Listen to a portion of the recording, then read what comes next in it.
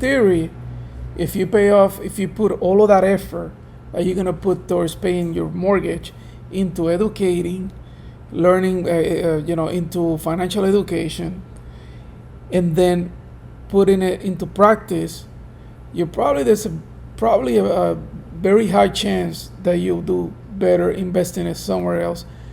Crypto, bonds, even a bank account, CDs, and of course real estate to me as the ultimate, because I do real estate and we offer people 10, 15, 20% returns a year.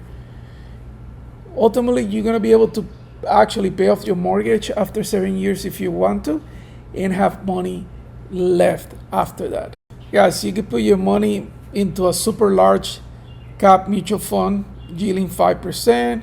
You could invest it into your own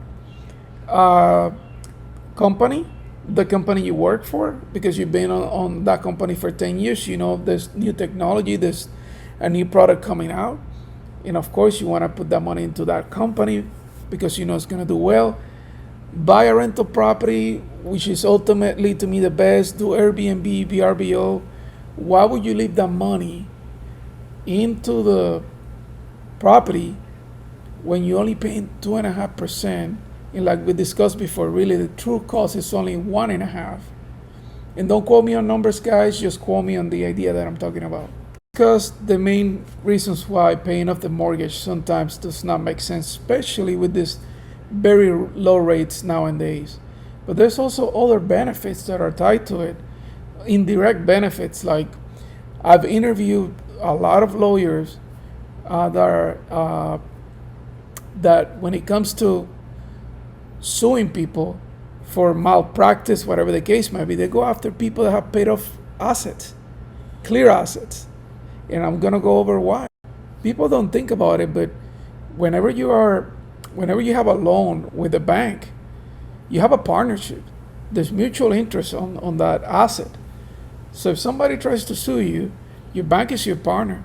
Actually, the bank can even get involved in some cases. I've seen it where they even have their lawyers help you.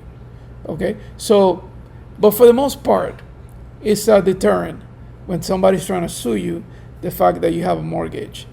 So that's an indirect benefit of having a mortgage. Another indirect benefit is that it's an eventuality, guys. Life gets in the way, an emergency comes up, somebody gets hospitalized, for God's sake, and then all of a sudden, nothing really matters. The cost of borrowing the money does not matter at that moment.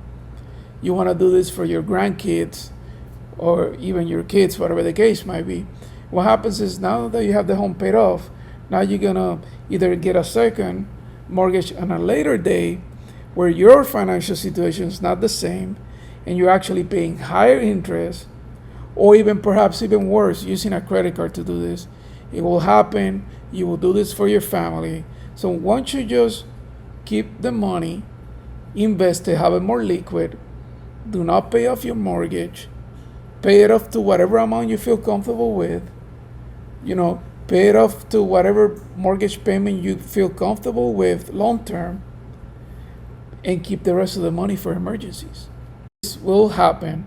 You will need the money in the future.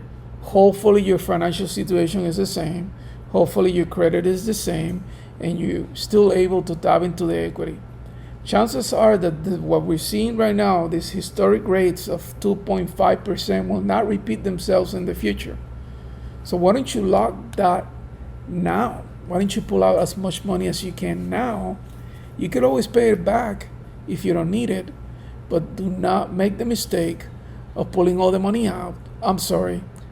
Putting all your money towards paying something, and then when you need it, you can't even tap into your own money.